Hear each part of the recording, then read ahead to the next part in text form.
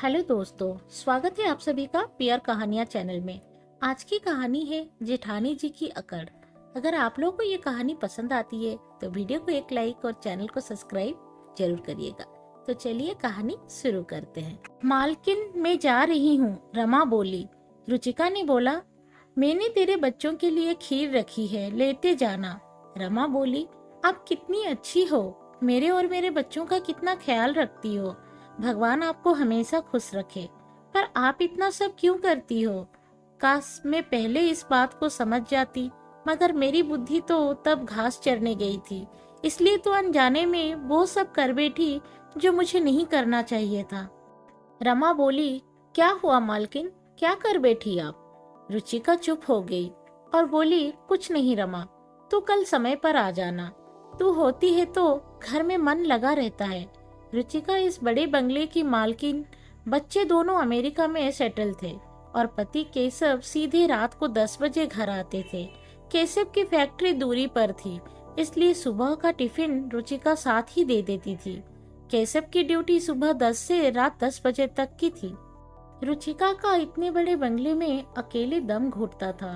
आज रात को रुचिका केशव से बोली, केशव मुझे नहीं रहना यहाँ अकेले, बच्चे भी बाहर चले गए और तुम भी घर पर नहीं रहते, मैं अकेले बहुत बोर होती हूँ। तुम रमेश भैया और रेशमा से बात करो ना, शायद वो यहाँ वापस आ जाए, फिर से हम सब एक साथ रहेंगे। रमेश केशव का छोटा भाई और रेशमा रुचिका की देवरानी थी। यह संयुक्त परिवार बरसों साथ में रहा, मगर केशव के माता पिता के मरने के बाद दोनों भाई अलग हो गए थे। रमेश और रेशमा दोनों अलग होने के बाद किराए के मकान में रहते थे। केशव बोला, रुचिका तुम ही तो अलग होना चाहती थी। मेरे पैसों, मेरे बंगले और मेरे हर चीज पर तुम्हें हक चाहिए था। अब वो सब मिल तो गया तुम्हें। तुम्हें क्या लगता है वो लोग वापस आएंगे? तुम्हें तुम्हारी देवरानी ने ऐसा छोड़ा कि पलट कर वापस न देखा। रुचिका को अपने किए पर शर्मिंदगी महसूस हो रही थी और वह अतीत की गलियारों में चली गई। रुचिका और रेशमा दोनों जेठानी देवरानी कम बहनें ज्यादा लगती थी।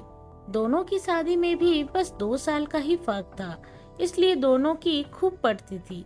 सास बिमला जी भी दोनों की जोड़ी की बलाइयां लेती, क्योंकि उन दोनों की वजह से उनका संयुक्त परिवार आबाद था। केशव बड़ा भाई होने के साथ साथ घर का करता धरता भी था। उसकी फैक्ट्री जोरों में चलती थी और विपरीत रमेश एक साधारण सी कंपनी में नौकरी करता था। केशव रमेश को अपने साथ फैक्ट्री में लेना चाहता था, मगर रमेश अपनी साधारण नौकरी में खुश था। उसे कमाने की बहुत लालसा ना थी। रेशमा भी रमेश से परेशान थी। वह भी चाहती थी कि रमेश यह छोटी नौकरी छोड़कर कुछ बड़ा करे, मगर रमेश नहीं माना। रेशमा और रमेश में अक्सर इस मसले को लेकर लड़ाई हो जाती। रेशमा चाहती थी कि रमेश केशव भैया की फैक्ट्री ज्वाइन कर ले, मगर रमेश कभी कुछ बड़ा करना ही नहीं चाहता था। वह अपनी साधारण नौकरी से बहुत खुश था।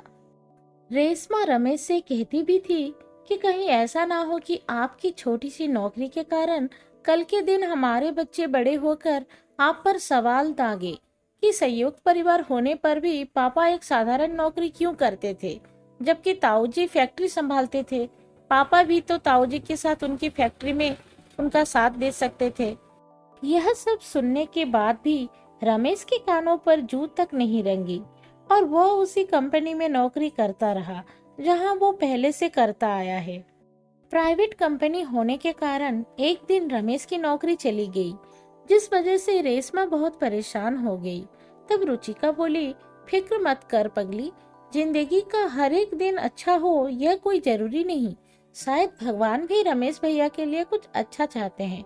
केशव ने फिर से रमेश को अपने साथ लेना चाहा, मगर रमेश का वापस वही जवाब था और रमेश दूसरी नौकरी की तलाश में निकल गया।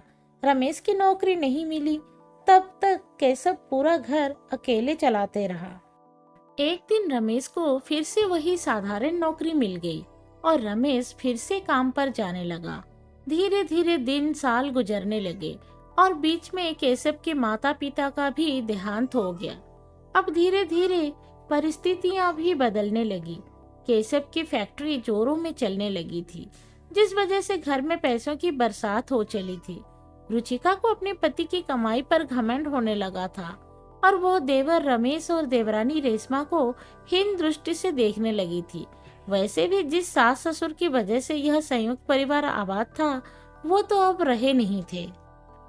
एक दिन रुचिका के मन में ख्याल आया कि अगर मेरा पति घर का एक्स्ट्रा खर्चा ना निकाले तो रमेश भैया अपने दम पर इतने खर्च नहीं निकाल सकते। यह फैक्ट्री, यह बंगला, इन सभी पर सिर्फ मेरे अकेले का हक है, क्योंकि मेरे पति की बदौलत ही तो यह घर, गाड़ी, सोना शौकत है। मगर रेशमा भी तो यहीं रहती है। कल के दिन वो लोग हमसे हमारी सारी चीजों में हिस्सा भी मांग सकते हैं। इसलिए अब रुचिका ने ठान लिया था कि वह कैसे भी रमेश और रेशमा को इस घर से निकाल कर ही दम लेगी। बस उसी दिन से रुचिका ने घर में कलह का वातावरण पैदा कर दिया।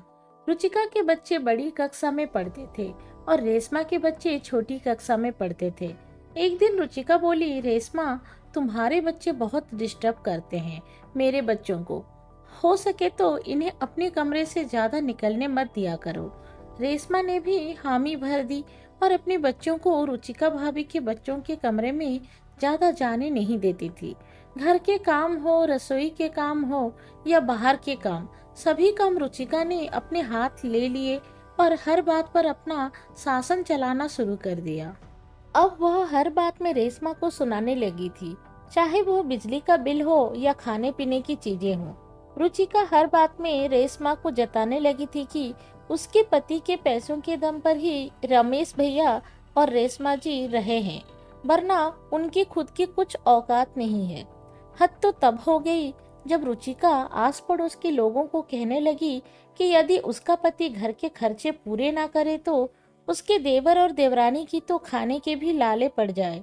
रेशमा के कानों तक भी इन बातों की भनक लगी तो उसे बहुत बुरा लगा। वह सोचने लगी, क्या सचमुच यह वही जेठानी है जिसने कभी मुझे अपनी बहन माना था। इंसान पैसों के घमंड में इतना चकनाचूर हो जाता है कि रिश्तों का महत्व भी भूल जाता है। मगर वह कर भी क्या सकती थी। उसने तो कई बार रमेश को यह साधारण नौकरी छोड़ने की सलाह दी थी, मगर रमेश नहीं माना था, जिसकी वजह से आज उसे यह सब सुनना पड़ रहा था। रेशमा को भी धीरे धीरे सब कुछ समझ आ गया। उसने रमेश से बात की और दोनों ने घर से अलग होने का फैसला कर लिया। केशव रमेश के इस फैसले से खुश नहीं था। वो यह परिवार बिखरने नहीं देना चाहता था। जब उसने भाई को रोकने की कोशिश की, रुचिका बोली, जिसकी जितनी चादर है उसे उतनी ही पाँव पसारनी चाहिए।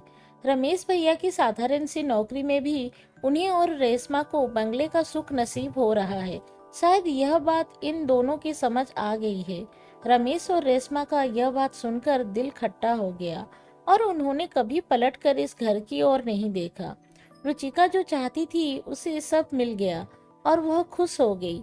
वह यह सोचकर खुश थी कि अब यह सारी जायदाद, बंगले और पैसों की मालकिन वह अकेली ही है।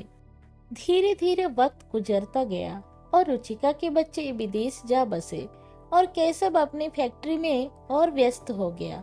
अब घर में पूरे दिन कोई नहीं रहता था उसके अलावा। वही बंगला जो हमेशा सबके शोरगुल से आबाद था, आज यही बंगला रुचिका को अकेले में काटने दौड़ता है। देवरानी रेशमा और रुचिका के रिश्ते खट्टे हो चुके थे, इसलिए इतने सालों से बातचीत भी बंद थी। रमेश और रेशमा जब यह घर छोड़कर गए थे तो वो एक किराए के छोटे से मकान में रहने लगे थे। केशव अपने भाई की मदद करनी चाहिए थी, मगर स्वाभिमानी रमेश और रेशमा ने बिल्कुल मना कर दिया था कि उन्हें 1 रुपया भी नहीं चाहिए, वे लोग अपने दम पर जी लेंगे। रेशमा घर पर पापड़ बेलकर बेचने का काम करने लगी थी और रमेश भी अच्छी कंपनी में जॉब पर लग गया था। इस तरह दोनों मेहनत मजदूरी कर अपना और अपने बच्चों का खर्चा निकाल लेते थे। रुचिका के आस पड़ोस के लोग जो रेशमा से भी बातचीत करते थे, वो लोग रुचिका को रमेश और रेशमा की खबर दे दिया करते थे। रुचिका और रेशमा जब से अलग हुए तब से उनकी बातचीत एकदम से बंद थी, मगर आज रुचिका ने इतने सालों बाद सोचा कि क्यों ना वो रमेश और रेशमा से फोन करके बात करे। और उन्हें वापस यहाँ रहने बुलाए। वह फोन करने वाली ही थी कि विदेश से उसके बेटे अमित का फोन आया और वो बोला, मम्मी मुझे यहाँ विदेश में एक लड़की पसंद आ गई है। उसका नाम ऐना है और मैं उससे शादी करना चाहता हूँ। रुचिका बोली, बेटा तू जब भारत आएगा तो तब हम आराम से बात करेंगे। इतने बड़े फैसले फोन पर नहीं लिए जाते। अमित बोला, मम्मी मैं भारत आना नहीं चाहता, इसलिए तो आपको यह बात फोन पर ही बता रहा हूँ। 1 महीने बाद मैं और ऐना शादी करने वाले हैं। आप पापा को बता दीजिएगा।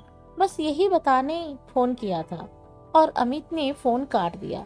रुचिका तो यह खबर सुनकर बेचैन हो उठी थी।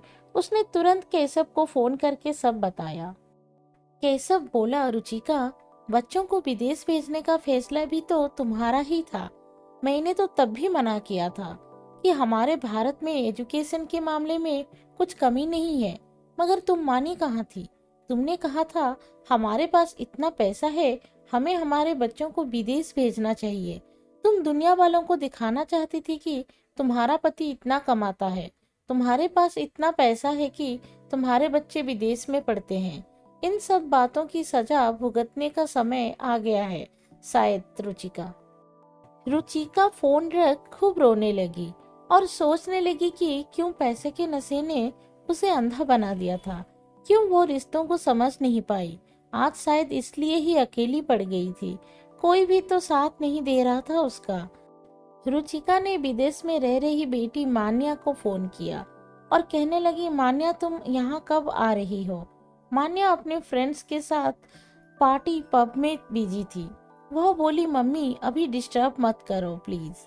और रही बात वहाँ आने की, तो मम्मी एक बार जो विदेश में बस जाते हैं वो लोग वापस भारत में नहीं बस पाते हैं। रुचिका बोली, मान्या मुझे तुम सबकी याद आ रही है। मान्या बोली, मम्मी इमोशनल फूल मत बनो प्लीज, चलो बाय, मुझे पार्टी एंजॉय करने दो। रुचिका ने कैसे अपने ही पैरों पर कुल्हाड़ी मारी थी। उसे आज यह बात समझ आ रही थी।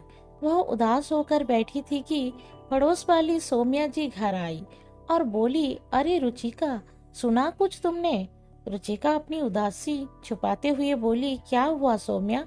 तुम्हारे देवर रमेश का बेटा आईआईटी टॉपर तो था ही, उसका जॉब भी गूगल कंपनी में लगा हुआ था। अब तो उसने तुम्हारे जैसा, या यूं कहो तुमसे भी अच्छा बंगला खरीद लिया है।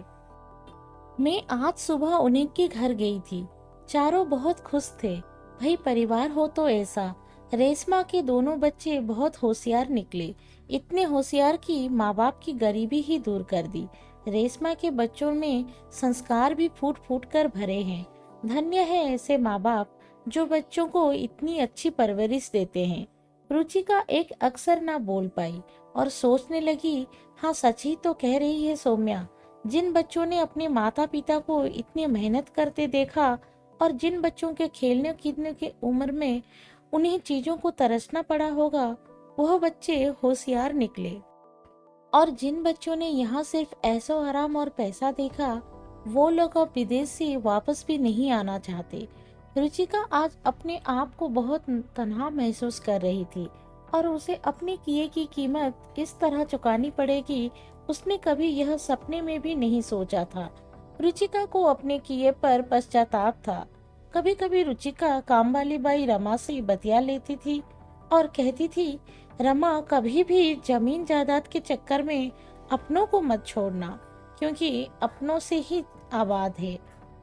दोस्तों, जेठानी देवरानी में अक्सर यह बात देखने मिल जाती है कि अगर एक के पास पैसा ज्यादा हो तो वह अपनी अकड़बाजी दिखाने में चूकती नहीं, मगर लक्ष्मी तो चंचल है। आज अगर उसके पास है तो कल के दिन किसी और के पास भी हो सकती है, वो यह भूल जाती है। कभी कभी लोग जमीन जायदाद और पैसों के लालच में आकर अपनों से ही रिश्ता तोड़ देते हैं, मगर कभी ना कभी उन्हें इस बात का खामियाजा भुगतना पड़ता है। आप लोगों को ये कहानी कैसी लगी? अगर कहानी पसंद आई है तो वीडियो को लाइक और चैनल को सब्सक्राइब जरूर करिएगा। कहानी को अपने दोस्तों रिश्तेदारों में जरूर शेयर करिएगा। मैं आपसे मिलूंगी अगली एक नई कहानी के साथ। धन्यवाद।